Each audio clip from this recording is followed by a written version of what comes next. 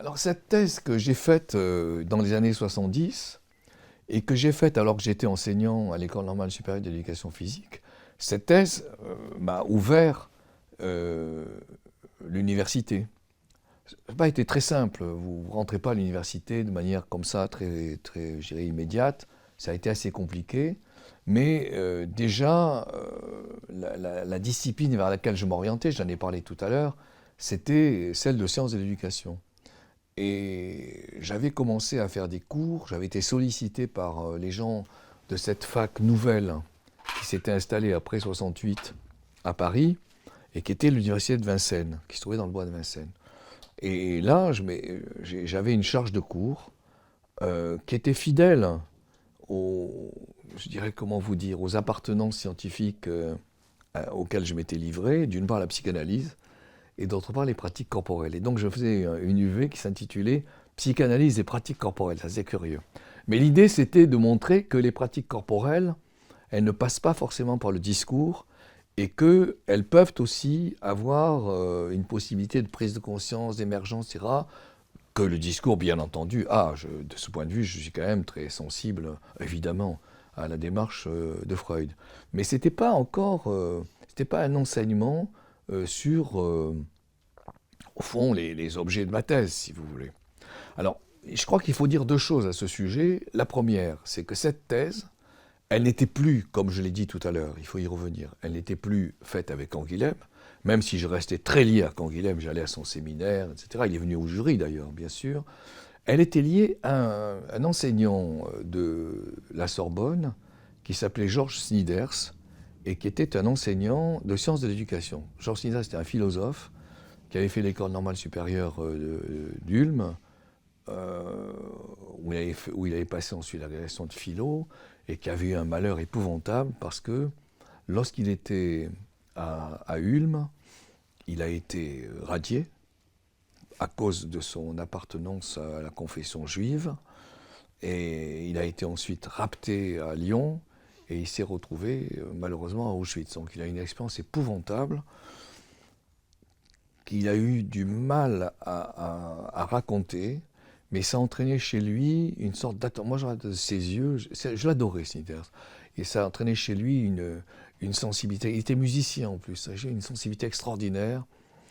Et je pense qu'indiscutablement, il m'a beaucoup aidé parce que dans ma thèse, j'avais tendance à me laisser gagner par des repères qui étaient ceux, au fond, de la physiologie et de la science, et lui m'ouvrait au contraire, il avait raison, sur des questions de culture, la littérature, etc. Et cette thèse, j'ai essayé, moi, de prendre en compte ce que disaient les lettres. Par exemple, les lettres de Madame de Sévigné, concernant son petit enfant, lorsqu'elle dit il faut qu'il porte un corset, elles sont incontournables, vous voyez. Donc, dans cette thèse, j'avais déjà essayé de pratiquer ce qu'on pourrait appeler de l'interdisciplinarité. Et indiscutablement, je reviens à Georges, indiscutablement, Georges Snyders m'avait aidé de ce point de vue-là. Donc c'est très important. C'est la première remarque que je veux faire. La deuxième remarque, c'est que lui m'orientait vers les sciences de l'éducation. Et les sciences de l'éducation, c'est une discipline exactement comme l'éducation physique. C'est une discipline qui, dans l'univers de l'université, comme on dit, est dominée, c'est-à-dire qu'elle n'est pas considérée du tout comme une discipline importante. Pourquoi? Parce qu'elle est orientée vers la pratique. Et donc, elle est beaucoup plus, je dirais, appréciée au Canada. Je pense que les anglo-saxons sont plus sensibles aux questions de pratique que ne le sont les Français. Et donc, c'est pas considéré une discipline importante. Mais en revanche, l'avantage que représente à mes yeux les sciences d'éducation, et Dieu sait si je trouve que je lui suis redevable à cette discipline, l'avantage, c'est qu'elle vous confronte à la nécessité d'être interdisciplinaire. Alors, Snyders, de ce point de vue-là, c'est souvent comme ça, hein. Snyders m'a aidé à rentrer dans les facs, et je suis rentré, alors que j'étais chargé de cours à Paris 8, je suis d'abord rentré à Vincennes, à la fac de Vincennes, comme prof, et là, je me suis confronté, au fond, à la nécessité de faire du pluridisciplinaire, c'est d'être attentif à ce que racontent des psychologues, à ce que racontent des sociologues, à ce que racontent des philosophes. Bon. Et j'ai commencé à enseigner davantage dans une perspective de type historique qui correspondait plus à mon enseignement de la thèse. Et vraiment, j'ai essayé de faire des textes sur la nécessité de l'épistémologie et la nécessité de se confronter à la compréhension du discours des autres au sein d'une discipline qui ne relève pas d'une monodiscipline. Ça, c'est très très important. Ça m'a tellement intéressé que j'ai présidé du coup pendant quelques années. Vous voyez, je me suis lancé dans cette affaire-là alors que mon histoire même ne tend pas à privilégier cette discipline. Mais je me suis lancé très fort et j'ai présidé pendant plusieurs années l'association des enseignants et chercheurs en sciences d'éducation. Et ensuite, j'ai passé quelques années à Paris 8. Et puis, lorsque Snyders a pris sa retraite, je suis rentré à Paris 5 Sorbonne, où là, ça a été très utile pour moi, parce que j'ai enseigné deux types de, comment vous dire, de grands terrains culturels concernant l'éducation. Un, c'est l'histoire de l'éducation, que je n'avais pas vraiment enseigné jusque-là. Et deux, c'est l'anthropologie de l'éducation. Autrement dit, là, je me suis vraiment mis à travailler, vous voyez, très sérieusement, sur qu'est-ce qu'on peut entendre par l'histoire de l'éducation. Et du coup, évidemment, bien sûr, le grand renouveau de l'histoire avec l'histoire des mentalités, ça a été très important pour moi. Donc j'ai travaillé de près, et ça m'a été très utile, ça. J'ai travaillé de près sur les textes de Philippe Ariès, L'enfant et la vie familiale sous l'Ancien Régime. Pourquoi Ariès c'est important? Parce qu'Ariès c'est un des premiers à montrer que le sentiment, c'est pas du tout une dispositif éternel, c'est quelque chose qui change. Et la relation à l'enfant, elle change avec le temps pour mille raisons. Ça c'est magnifique. Voilà, je travaille sur l'histoire de la famille, par exemple, avec les textes de Burguière, etc. Je travaille sur l'histoire de la sexualité, avec les textes de Flandrin. Donc ça m'a à la fois passionné et ouvert. Et puis l'enseignement d'anthropologie, histoire, bon évidemment, ça a joué un rôle très important également dans mes propres repères culturels. C'est d'abord les culturalismes, Margaret Mead, etc. Comment ça se passe dans telle et telle société. J'ai beaucoup travaillé sur Lévi-Strauss, les relations au corps, le problème des masques, le problème de la façon dont les tatouages jouent un rôle, etc. Bon, bref. Donc ça, Maurice Godelier, ça m'a aussi beaucoup aidé. Donc, vous voyez, tout ça m'a sensibilisé plus qu'auparavant, même si je l'étais déjà, parce que j'avais quand même fait les 3 licences, etc., m'a sensibilisé plus qu'auparavant à la nécessité absolue de l'interdisciplinarité. Et la nécessité absolue également dans les sources, de ne pas se contenter de sources monodisciplinaires, mais d'essayer de bouger, d'essayer de voyager à la fois la littérature, les mœurs, les règlements, etc. Je pense que ça a été totalement déterminant et ça m'a entraîné à prendre un objet auquel, franchement, je ne songeais absolument pas dans les années précédentes, c'est de travailler sur la question, au fond, disons, de l'entretien du corps. Alors, au début, ce n'était pas le mot entretien qui dominait. J'ai choisi un terrain qui n'était absolument pas travaillé et qui était le terrain qu'on pourrait appeler l'hygiène, la propreté, etc. Et j'avais été orienté par un texte qui, à l'époque, avait un immense prestige, dans les années 74, qui était le texte de Norbert Elias, La civilisation des mœurs. J'étais énormément influencé par ce texte, comme je l'ai été par le texte de Philippe Ariès, bien entendu. Et qu'est-ce que disait Ariès, magnifiquement, Elias, magnifiquement? Il disait que la société occidentale, c'est une société qui prend insensiblement de la distance à l'égard de la pulsion, qui crée des intermédiaires par rapport à la pulsion.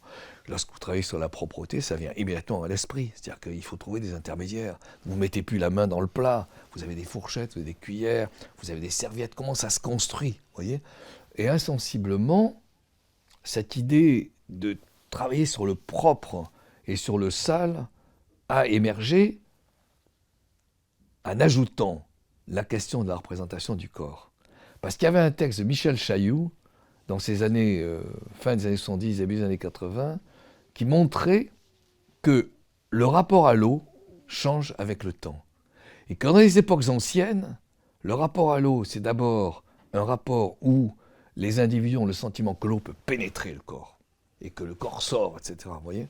Et puis ensuite, que le corps se ferme, et que vous pouvez avoir une relation... Alors, ouais, histoire du corps, on y revient.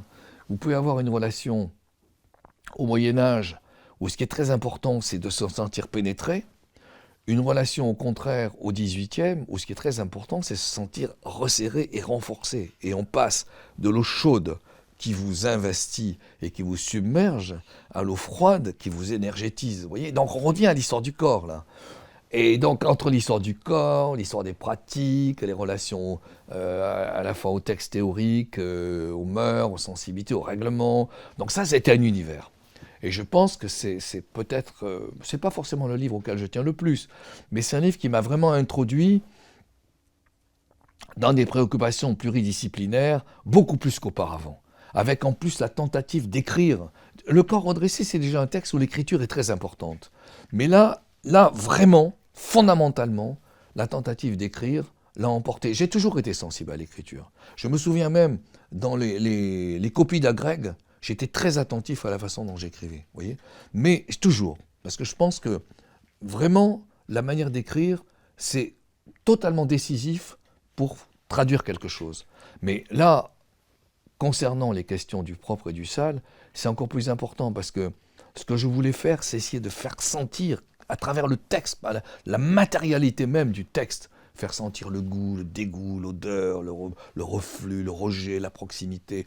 Et là, les mots deviennent absolument décisifs. En plus, avec des mots qui doivent être fidèles aux époques anciennes. On ne peut pas utiliser les mots d'aujourd'hui pour les époques anciennes. Mais je crois qu'il faut ajouter autre chose, et qui, moi, a été encore plus important concernant le propre et le sale, encore plus important dans ma démarche que n'avait été ma thèse. Qu'est-ce qu'il faut ajouter ? Il faut ajouter que si vous travaillez sur le propre, vous vous rendez compte que vous ne pouvez pas vous contenter du rapport à l'eau. Vous ne pouvez pas. Et que l'eau, à un moment donné, dans la société occidentale, je ne vais pas rentrer dans le détail du texte, mais quand même, l'eau, dans la société occidentale, à un moment donné, pour des raisons qu'il me semble, enfin je ne veux pas du tout jouer la prétention, mais il me semble avoir découvert, l'eau est rejetée. C'est curieux, l'eau est rejetée. Et pourquoi est-elle rejetée ? Reprenons ce qui se passe en 1347, 48, 49 en Europe. C'est la Grande Peste. La Grande Peste, elle est interprétée de manière évidemment très éloignée de nos propres repères, avec l'idée qu'il y a du venin dans l'air et que le venin vous agresse. Revenons à l'eau. Le grand prestige du rapport à l'eau au Moyen-Âge, c'est l'étuve. Inspiré sans doute des musulmans, etc. C'est l'étuve, des Ottomans. Bon. L'étuve, c'est quoi ? C'est un lieu où vous entrez avec de l'eau qui chauffe, ou avec des pierres qui chauffent, et qui vous amènent à transpirer. Mais l'idée médiévale, c'est que du coup, elle entraîne à ouvrir vos pores. Or, le grand danger, sortez avec les pores ouverts alors qu'il y a du venin dans l'air, c'est pas possible. Et donc, vous commencez à avoir une sorte de crainte que représente l'eau chaude parce qu'elle vous fragilise, parce qu'elle crée de la menace, et vous avez des textes qui confirment. Je pense par exemple au texte d'Érasme qui dit avant... Alors Érasme c'est un peu plus tardif, je vous l'accorde volontiers, mais Érasme dit avant, les étuves c'était très bien, or la peste nous a appris à nous en passer, voyez. Et revenons à d'autres types de sources qui sont, vous voyez, c'est le croisement des sources, qui sont les architectures, etc. Les architectes commencent à vous dire, mais les bains, c'est pas la peine. Pourquoi je crée des bains inutiles ? Et alors, la grande question que vous apprend le travail sur le propre et le sale, c'est à vous déprendre de vos propres pères. C'est considérer que la propreté, ça passe pas forcément par l'eau pour ces époques anciennes, vous voyez ? Alors, il y a une interprétation superficielle selon laquelle, comme on abonne l'eau, on rentre dans le sale. Et il y a une interprétation plus subtile, à mon avis, qui est celle, entre autres, qu'on pourrait tirer de Elias, c'est que l'exigence de propreté, elle grandit avec la société occidentale. Mais tout en grandissant, elle ne passe plus par l'eau. Et le grand problème magnifique, si vous voulez, c'est que, en fait, il y a d'autres objets qui vont devenir décisifs. Quels sont ces objets ? Le linge. Et donc, on voit très bien qu'à la fin du Moyen-Âge, et avec l'époque classique, le grand enjeu de la propreté, pas forcément l'eau, c'est le fait de savoir utiliser du linge, le changer, et ça c'est au cœur du propre et du sale, vous voyez. Et c'est ce qui a fait, je crois, l'intérêt du livre. C'est pas forcément passé par l'eau, c'est passé par le linge. Alors avec des exigences multiples, changer de linge plus souvent, avoir du linge blanc, avoir du linge éventuellement odorant, donc recours au parfum. Vous voyez, vous enrichissez progressivement là. Alors ça donne des techniques, ça donne des rapports avec les textes, ça donne des rapports avec les images, le linge blanc. Et vous avez des exemples magnifiques du type Madame de Montespan, lorsque elle est rejetée en quelque sorte par la cour pour des raisons diverses dans lesquelles je n'entre pas, ça se passe à la fin du XVIIe, Madame de Montespan dit j'abandonne le linge blanc. Et elle va avoir le linge écru, le linge de chambre, vous voyez, pour des raisons presque, je dirais, de dureté, pour des raisons, au fond, de relative ignominie qu'elle ressent à l'égard d'elle-même. Et donc là, vous avez un monde qui émerge, qui est extrêmement complexe et qui est absolument passionnant et qui vous amène à vous distancier de votre propre père à vous. Et l'histoire, c'est ça. C'est-à-dire que l'histoire en particulier anthropologique, c'est exactement la même question que celle à laquelle l'anthropologue est confronté. C'est-à-dire, nous sommes face à des sensibilités qui ne sont pas les nôtres. Et pour les comprendre, il faut abandonner nos propres sensibilités. Donc moi j'ai eu du mal à rentrer dans l'idée selon laquelle il y a un propre qui progresse et qui ne recourt pas nécessairement au bain et à l'eau. Et vous avez des textes qui le confirment. Par exemple, Jacqueline Pascal, dans ses règlements, vous voyez, les règlements, il faut les utiliser aussi. Jacqueline Pascal, dans ses règlements de collège, elle va dire surtout, ne vous badigeonnez pas à l'eau parce que ça crée du hâle en été et ça crée des fluxions en hiver. C'est-à-dire que l'eau, elle rentre, elle vient utiliser des espaces, etc. Donc lavez-vous un peu avec de l'eau, du vin dans la bouche et puis n'insistez pas. Et voilà, et là vous avez un monde qui émerge devant vous. Autre exemple, lorsque les témoignages de gens très importants, je pense à la princesse Palatine, etc., qui voyagent. Bon, elle arrive à Marly, la princesse Palatine, elle a traversé des espaces poudreux, etc. Que fait-elle? Spontanément, vous allez dire, mais ils ont de l'eau, il n'y a pas de problème, ils ont des baignoires. Comment se fait-il qu'ils ne se baignent pas?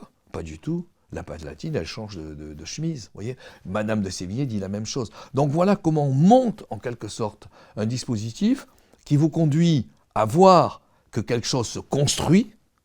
La propreté s'affine, s'approfondit, s'améliore, se construit à l'inverse de votre propre sensibilité, ce qui vous conduit à utiliser des sources qui sont totalement variées. Voyez, et c'est ça qui me paraît être au cœur de ce que j'ai ensuite vraiment tenté de faire avec d'autres livres sur la beauté, etc.